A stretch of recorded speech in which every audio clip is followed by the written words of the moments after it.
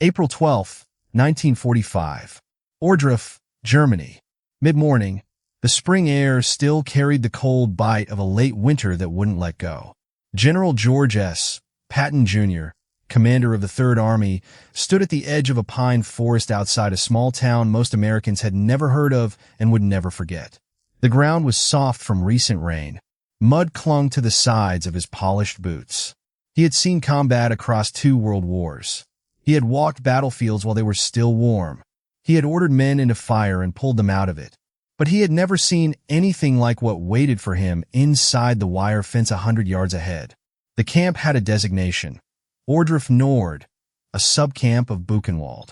To the soldiers of the 4th Armored Division who liberated it the day before, it was just called Ohrdruf. It was supposed to be a labor camp, a place where prisoners built infrastructure for the Reich, dug tunnels, moved stone. The kind of facility intelligence had mentioned in briefings but never described in detail. The reports that reached Patton's headquarters that morning were sparse. Unusual conditions. Request immediate command-level inspection. He came with 2 other generals, Omar Bradley, commander of the 12th Army Group, and Dwight Eisenhower, Supreme Commander of Allied Forces in Europe. They came because the soldiers who sent the reports couldn't find the words to explain what they had found. Patton walked forward. The fence was low, barbed wire strung between wooden posts. There were no guard towers, no dogs, no visible defenses. It wasn't built to keep an army out. It was built to keep starving men in. He stepped through the gate. Captain Richard Winters, 27, from Lancaster, Pennsylvania, was already inside. He had been one of the first officers to enter the camp the previous afternoon with elements of the 89th Infantry Division. He stood now near the first barracks building, hands behind his back, staring at nothing. He had fought through Normandy. He had held a line at Bastogne in weather that froze men's feet inside their boots. He had seen friends die in every way war could kill a man. But his face that morning was the face of someone who had stopped processing what his eyes were taking in. Patton approached him. Winters saluted. Patton returned it and asked a single question. "How many?" Winters answered in a voice that hadn't slept. "We've counted over 3,000 bodies so far, sir. We don't think that's all of them." Patton nodded once. He turned toward the barracks. Bradley and Eisenhower were behind him now, along with a small group of aides and a Signal Corps photographer named Arnold Samuelson, 31, from Brooklyn, New York. Samuelson had been told to document everything. He carried his camera at his side, like a weapon he wasn't sure he wanted to fire. The first building was long and wooden, windows broken or missing entirely. The door hung open. Patton stepped inside. The smell hit him before his eyes adjusted to the dim light. It was not the smell of death from a battlefield, sharp and metallic and temporary.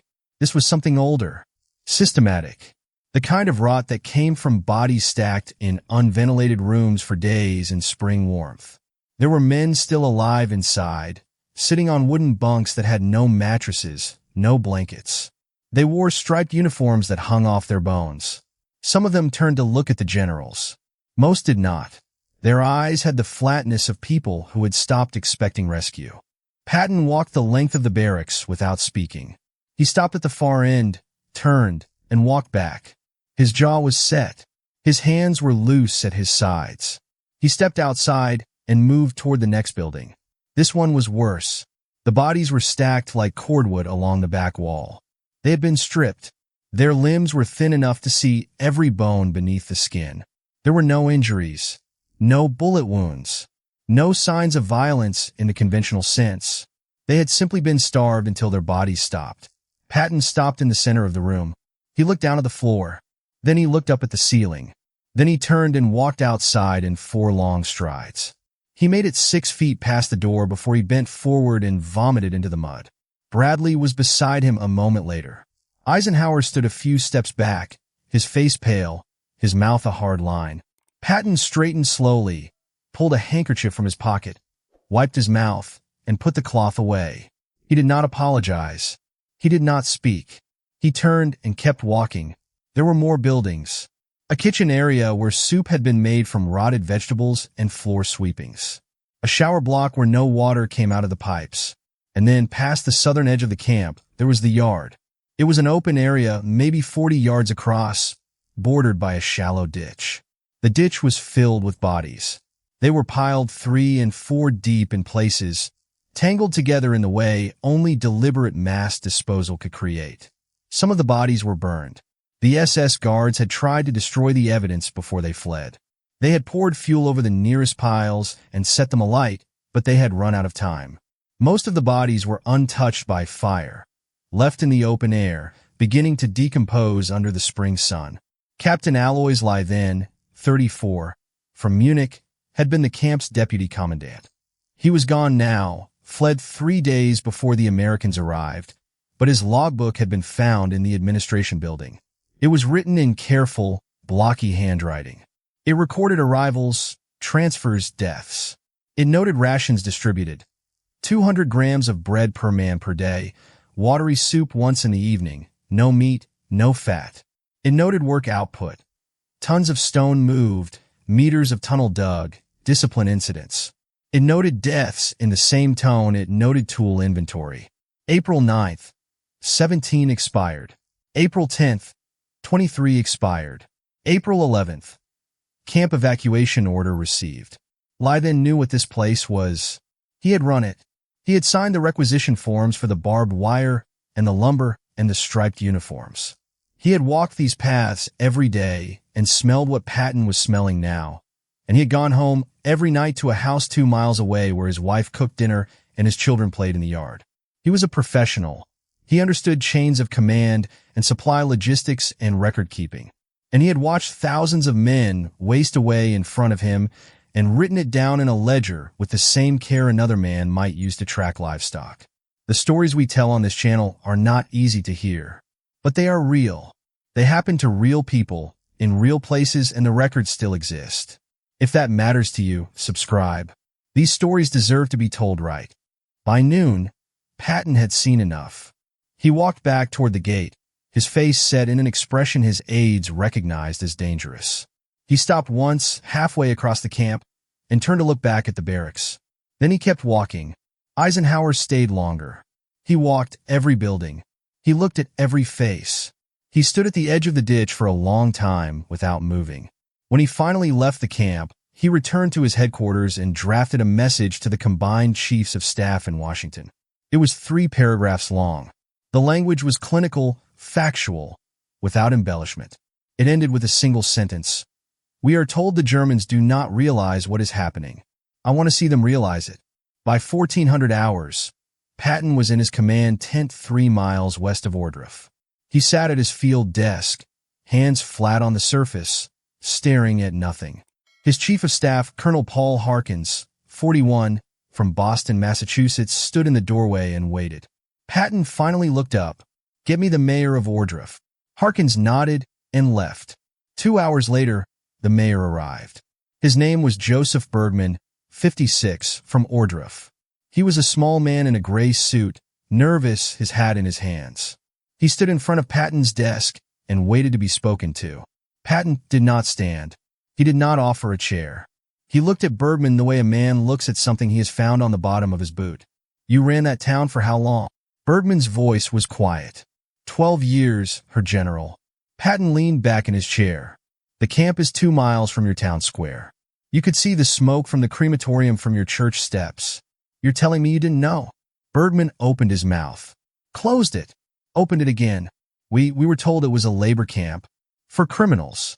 We were told not to go near it. Patton stood. He walked around the desk slowly, hands behind his back. He stopped 2 feet from Bergman and looked down at him. Tomorrow morning, you will assemble every able-bodied adult in Ohrdruf. Men and women. You will march them to that camp. You will walk them through every building. You will show them the ditch. And then you will assign them shovels, and they will bury every single body in that yard under American supervision. Do you understand me? Bergman nodded, his face white. Patton's voice dropped. If you don't, I will have your entire town arrested and tried as accessories. Every single one of you. Bergman left without another word. The next morning, April 13th, more than 1,000 German civilians from Ohrdruf were marched to the camp under guard. They walked in silence. Some of the women carried handkerchiefs. Some of the men looked at the ground. They were taken through the same route Patton had walked the day before. They saw the barracks, the bodies, the ditch. Some of them cried. Some of them fainted. Several vomited, just as Patton had. When they were brought to the open yard and handed shovels, they dug without speaking. The work took all day. The graves were shallow, dug into soft earth, marked with wooden stakes.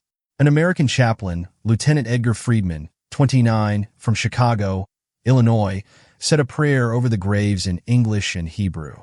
The German civilians were marched back to town in the late afternoon, and most of them did not speak for the rest of the day. That same afternoon, Patton sent a second order. He wanted every senior officer in the Third Army to visit Ohrdruf. Not read about it, not hear about it, see it. Within a week, more than 2,000 American officers had walked through the camp. Signal Corps photographers took hundreds of images. Film reels were sent back to Washington and London. Eisenhower ordered that journalists be brought in. He wanted the world to see what had been found. On April 15th, a delegation of American congressmen arrived. They were given the same tour. They saw the same buildings, the same ditch, the same evidence. Congressman John Voris, 44, from Ohio, stood in the center of the yard and told a reporter from Stars and Stripes, "I wouldn't have believed this if I hadn't seen it myself. No one will." But the evidence was there. The logbooks, the striped uniforms, the bodies, the testimony of the survivors, 1,500 men who had lived through Ohrdruf and were now being treated in field hospitals across the region. Their names were recorded. Their statements were taken. They spoke in Polish, Russian, French, German. They spoke of forced labor in the tunnels beneath the camp, 12-hour shifts with no rest, beatings for moving too slowly, executions for stealing food. They spoke of watching their friends die and having nowhere to bury them. They spoke of the day the guards fled and the silence that followed, the terrible silence of men too weak to celebrate their own liberation. Alois Lythen, the deputy commandant, was never found. His name was added to a list of wanted war criminals that grew longer every day as the Allies pushed deeper into Germany. His wife and children were questioned by American intelligence officers. They claimed they knew nothing. The house was searched. Documents were seized.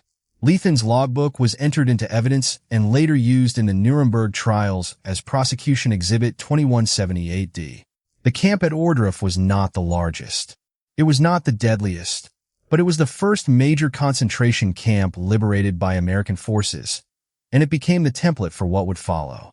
Eisenhower's order, "See it and document it," would be repeated at Buchenwald, at Dachau, at Mauthausen. The photographs taken by Arnold Samuelson and dozens of other Signal Corps cameramen became part of the permanent record, stored in archives, shown at trials, published in newspapers that many readers could not finish. Patton never spoke publicly about what he saw at Ohrdruf. His diary entry for April 12, 1945, was brief. He wrote that he had visited a German labor camp and found conditions that exceeded any description he had received. He wrote that he had been physically ill. He wrote that he believed every German citizen should be made to see what their government had done. And then he wrote one line that would be quoted in histories for the next 80 years. "We are told the Germans claimed they did not know. After today, I don't care whether they knew or not. They should have known." The graves at Ohrdruf are still there. The camp itself was demolished in the 1950s, the buildings torn down, the land returned to forest. But the site is marked. There is a small memorial now, a stone marker with the dates and the number of dead. Visitors are rare. The town of Ohrdruf is quiet. The church still stands 2 miles from where the camp used to be. In 1947, a survivor named Jacob Edelstein, 31, from Krakow, Poland, returned to the site. He had been liberated from Ohrdruf weighing 72 pounds. He had spent a year in American hospitals learning to walk again, learning to eat without vomiting, learning to sleep without waking in the middle of the night certain he was back inside the wire. He stood at the edge of the field where the barracks had been and placed a stone on the ground. He did not pray. He did not speak. He stood there for 20 minutes, and then he left and never came back. The records are still there. The logbooks, the photographs, the testimonies, the film reels. They are stored in archives in Washington, in London, in Berlin, in Jerusalem. They are available to anyone who wants to see them, and they are specific. Dates, names, numbers, locations. Not abstractions. Not symbols. People. Real people, in a real place, who died in a real way that other real people made happen. These stories deserve to be remembered, not because they are easy to hear, but because they are true. If you believe that matters, subscribe. We'll keep telling them right.